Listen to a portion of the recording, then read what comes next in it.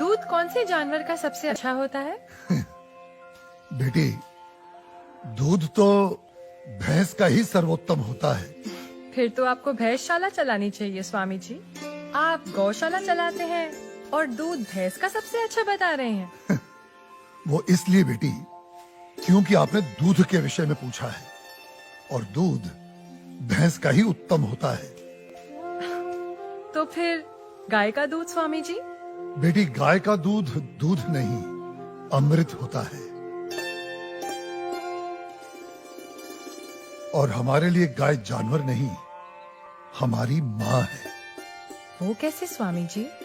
बेटी, हमारे शास्त्रों में स्पष्ट उल्लेख है, गावो विश्वस्व मातरः, गाय संपूर्ण विश्व की माता है।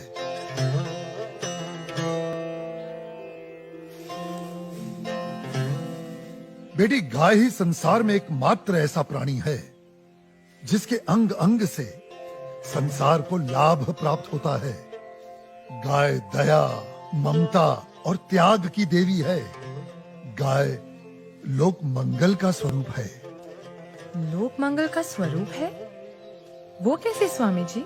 हाँ बेटी, गाय का दूध पीने से शरीर के साथ साथ मस्तिष्क का भी विकास होता है।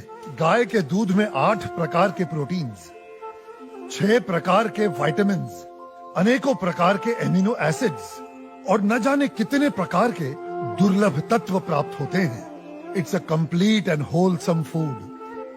ये मानव शरीर के प्रत्येक रोगों के लिए वरदान है, इसीलिए ये अमृत है।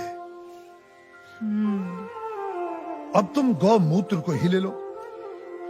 गौमूत्र बेटी अद्भुत औषधि है और हमारे आयुर्वेद में तो कई सारी जीवन रक्षक दवाएं गौमूत्र को केंद्रित करके ही बनाई जाती हैं। अच्छा। क्या आपको पता है, अमेरिका अपनी दवाइयां बनाने के लिए काऊ यूरिन इंडिया से ही इंपोर्ट करता है। रियली? अब आओ गोबर पर। काऊ डंग, जिसका अज्ञानी लोग बहुत मजाक उड़ाते हैं, वही गोबर ईंधन और खाद यानी कोल और मैन्योर का काम करता है। It's a natural fuel and fertiliser.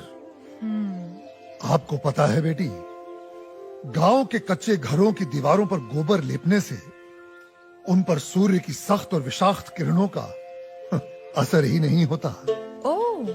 बेटी, हमारे शास्त्रों में कहा गया है कि गाय के खुरों से उड़ी धूल यानी गोधूली अपने मस्तक पर लगाना तमाम तीर्थों में स्नान करने के बराबर है।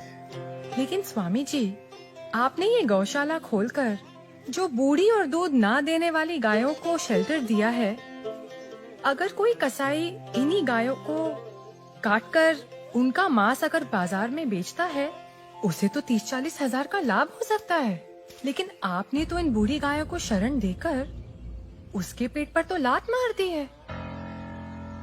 उस बेचारे का तो रोजगार छिन गया है स्वामी जी।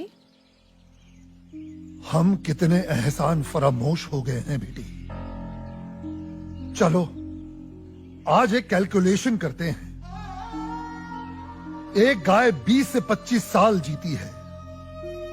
वो अपने जीवन काल में 15 साल हर रोज 15 से 20 लीटर दूध देती है। इसका मतलब एक साल में हुए तकरीबन 7,000 लीटर दूध और 15 साल में हुए 1,05,000 लीटर दूध। अब आप अंदाजा लगा लो, 1 लीटर दूध कितने का बिकता है और 1,05,000 लीटर दूध कितने का बिकेगा। अब तुम वैसे ही गोबर और गौमूत्र का भी गणित जोड़ लो। तुम्हारी आंखें फटी और खुली रह जाएंगी कि एक गाय अपने पूरे जीवन काल में कितने करोड़ों रुपए मनुष्य को कमा कर देती है। बेटी, अनेक इंडस्ट्रीज काऊ डेयरी और उसके बाय प्रोडक्ट्स पर टिकी हुई हैं। और ये गणित यहीं खत्म नहीं होता बेटी। उसकी मृत्यु के उपरांत उसकी चमड़ी, उसकी अस्थियां भी काम में आती हैं। उससे भी लोग पैसे कमाते हैं। और आप 30-40 हजार रुपयों की खातिर उस ममता की मूर्त को जीवित काट कर व्यापार करने की बात कर रही हो, उसे खाने की बात कर रही हो।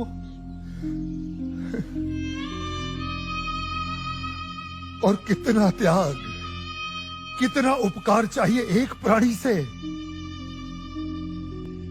जिस मां ने अपने जीवन काल में हमें इतना धन दिया हो, हमारी सेवा की हो, उसके वृद्ध हो जाने पर, उसके बीमार हो जाने पर हम उसका त्याग कर दें, उसे अबैंडन कर दें।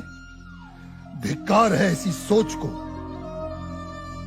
बेटी अपनी मां के वृद्ध हो जाने पर उसे बेचा नहीं जाता, उसे काटा नहीं जाता, उसकी सेवा की जाती है। मैं आपकी बात से सहमत हूँ स्वामी जी, लेकिन आपका पॉइंट ऑफ व्यू प्रेजुडिस भी तो हो सकता है, क्योंकि आप एक हिंदू हैं। ओ मैडम जी, आप बिल्कुल गलत बोल रही हैं। मैं एक मुसलमान हूँ और मेरा नाम इस्लाम मुन्ना शेख है और मैं इस आश्रम का ग्वाला हूँ और हमारे कुरान पाक में कहीं भी गाय के गोश्त को खाना नहीं लिखा है। हम हिंदुस्तान में रहते हैं। अगर गाय हिंदुओं की माँ है तो गाय हमारी भी माँ है।